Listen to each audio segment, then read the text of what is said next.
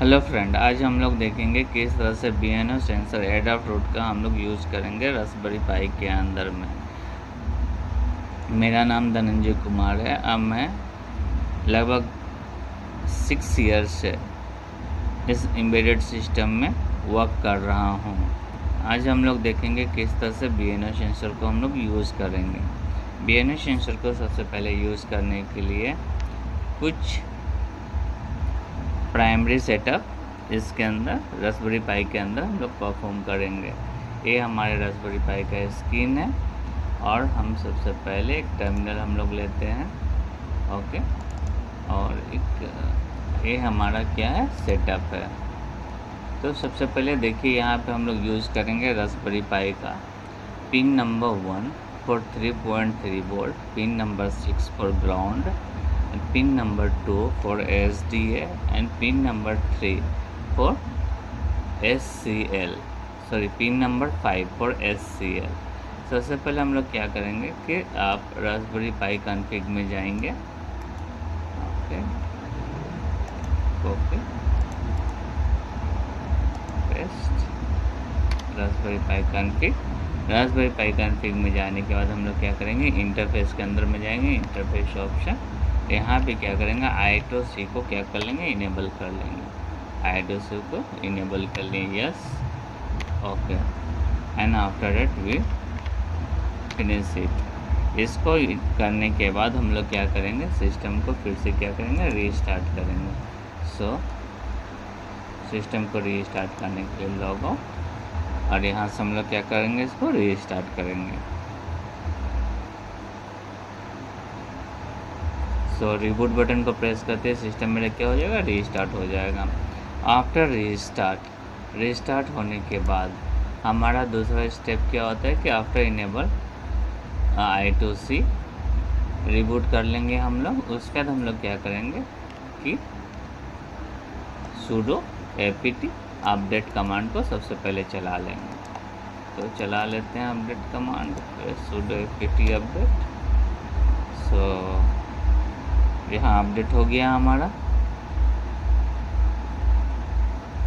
And after update हम लोग क्या करेंगे, यहाँ पे I2C का जो टूल होता है उसको इंस्टॉल कर लेंगे। सो sudo apt install -y I2C tool and python 3 pip।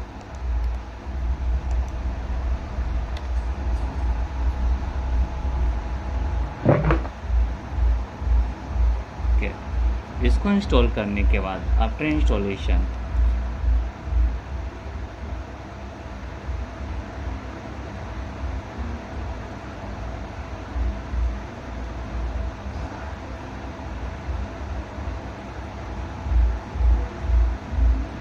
हम लोग चेक करेंगे कि क्या मेरा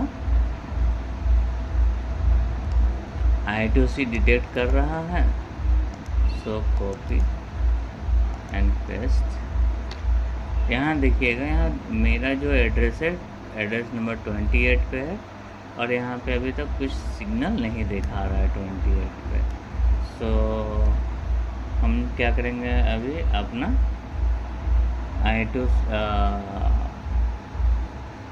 एडाफ्रूट सेंसर है, उसको सबसे पहले हम लोग क्या करेंगे कि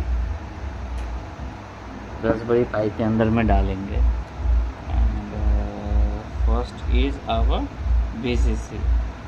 So VCC is our B in our pin number 1. So here is our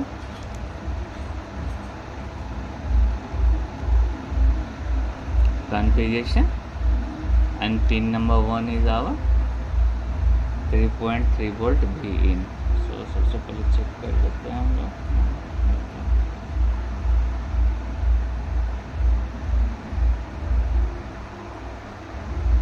and second one is our ground pin. ये जहाँ कहाँ जाना चाहिए, हम लोग का पिन नंबर 6 में जाना चाहिए। तो पिन नंबर 6 में मैं क्या कर रहा हूँ, ग्राउंड पिन डाल दे रहा हूँ।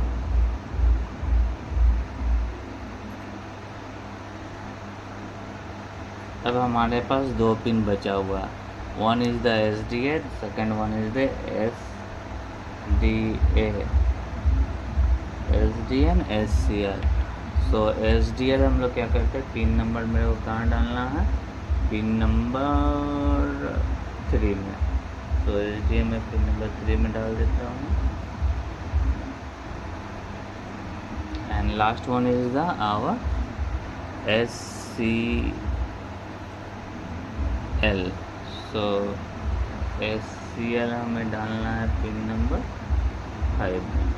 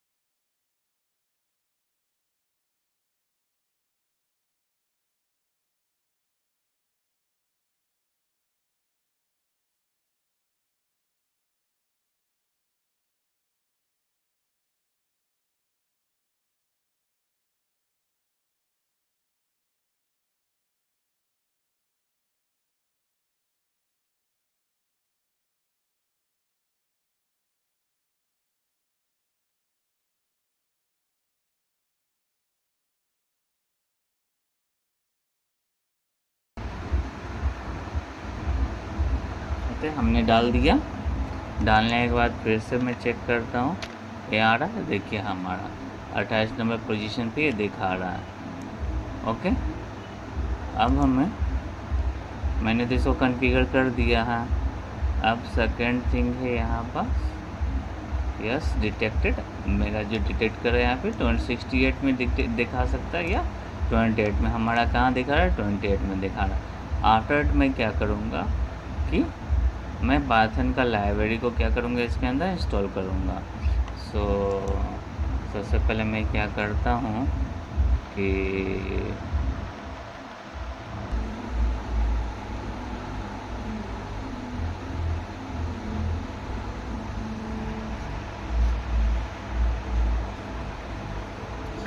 मैं वर्चुअल इन्वायरमेंट क्रिएट कर रहा हूँ। तो simple type Python -m nden be virtual environment, the name of the virtual environment BNO task.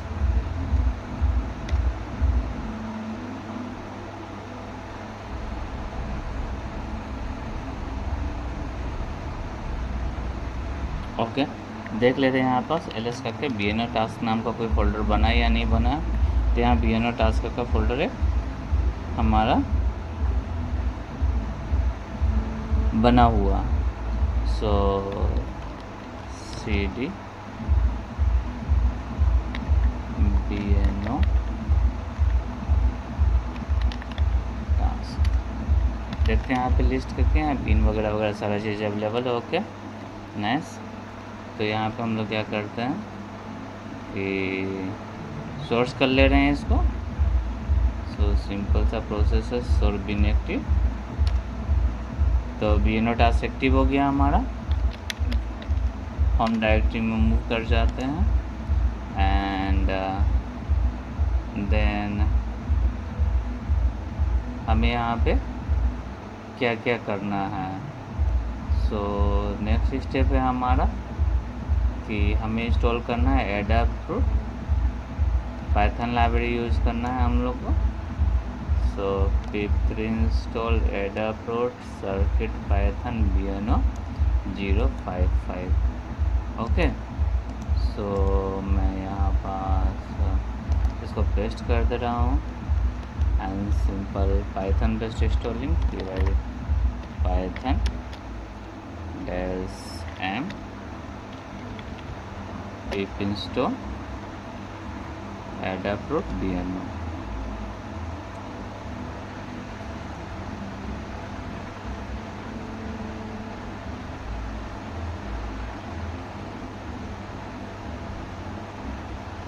लेकिन वर्चुअल इन्वायरमेंट बनाने से फ़ायदा क्या होता है हमारा, ताकि मैं क्या कर सकूँ कि हर एक सेगमेंट वाइज हो सके। एक जगह पे मेरा क्या हो कि सारे लाइब्रेरी क्या हो जाए, इकट्ठा नहीं हो जाए हमारे। सेपरेशन के लिए हम यहाँ पे क्या कर रहे हैं, वर्चुअल इन्वायरमेंट का यूज़ कर रहे हैं। और यदि आप रास्पबेरी पाई जैसा इन्वायरमेंट यूज़ कर रहे हो तो virtual environment is very good. Installed हो चुका है हमारा। And second thing is we check again कि हमारा BNO टास्क कर रहा है या नहीं कर रहा है। फिर से चेक कर ले रहे, BNO is okay, BNO is eight address पर 28। अगेन यहाँ पे मैंने एक छोटा सा प्रोग्राम रखा है। तो सिंपली क्या करेंगे, प्रोग्राम को नोटपैड में ले लेंगे। ये रहा आपका प्रोग्राम, मैं आपको कोड में डाल दूँगा ताकि इसको आप क्या कर सको, यूज़ कर सको। कॉपी एंड कॉपी करने के बाद कैलिब्रेशन वगैरह वगैरह सारा चीज़ है। तो मैं सिर्फ दिखा रहा हूँ कि किस तरह से BNO को यूज़ कर सकते हैं हम लोग। ओके, कॉन्फ़िगर्ड है वेरी वेल। यहाँ पे हम नैनो ले ले रहे हैं, नैनो आपका BNO 90.py। ओके, आ गया। यहाँ पे सिंपली मैं कंट्रोल V कर दे रहा हूँ, पेस्ट कर दे रहा हूँ। ये तो हो गया program. And then the control S से क्या हो जा रहा है, सेव कर दे रहे हैं हम लोग। कंट्रोल S से क्या कर दे रहे हैं, एग्जिट कर दे रहे हैं नैनो से। एंड आफ्टर डेट यहाँ पे हम लोग क्या करते हैं, चला देते हैं प्रोग्राम, देखते हैं क्या होता है। Python BNO 90.py। ओके, यहाँ डाटा हमारा आना चालू हो गया। BNO जब भी हम लोग एडाफ्रूट का यूज़ कर रहे हैं तो यहाँ पे बहुत सारा कुछ प्रॉब्लम आ जाता है। कभी कभी हमने भी अप्रॉक्सीमेटली 2 एडाफ्रूट सेंसर को हमने बर्बाद किया, तब जाके हमें समझ में आया कि किस तरह से वर्क कर रही है, ठीक ना। कहीं बोलते हैं कि इसका एलईडी ब्लिंक करता है, कहीं कुछ कहीं कुछ।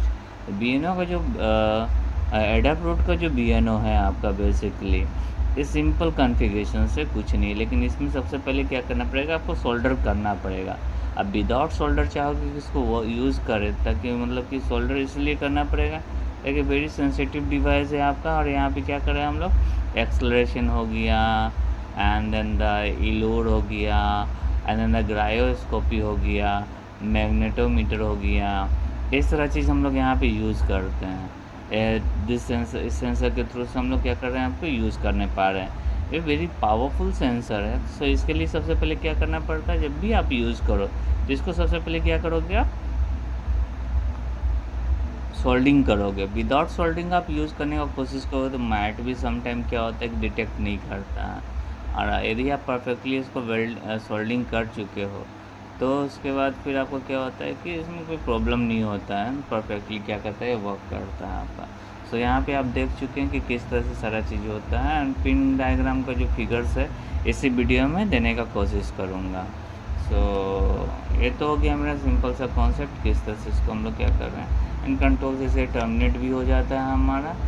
एंड जब भी आप इसको यूज़ करोगे ना, तो सबसे पहले इसको चेक करोगे कि मेरा बोर्ड डिटेक्ट कर रहा है कि नहीं डिटेक्ट करने के लिए I2C डिटेक्ट -Y1 होता है आपका। फिर डिटेक्ट करने के लिए 0 दोनों होते हैं, 0 में नहीं है हमारा 1 में, ठीक है। तो 1 करोगे तो यहाँ पे डिटेक्शन दिखाएगा, कौन सा एड्रेस पे डिटेक्ट कर रहा है, क्या डेटा दे रहा है, वगैरह वगैरह सारा चीज़ यहाँ पे दिखाएगा। So thank you.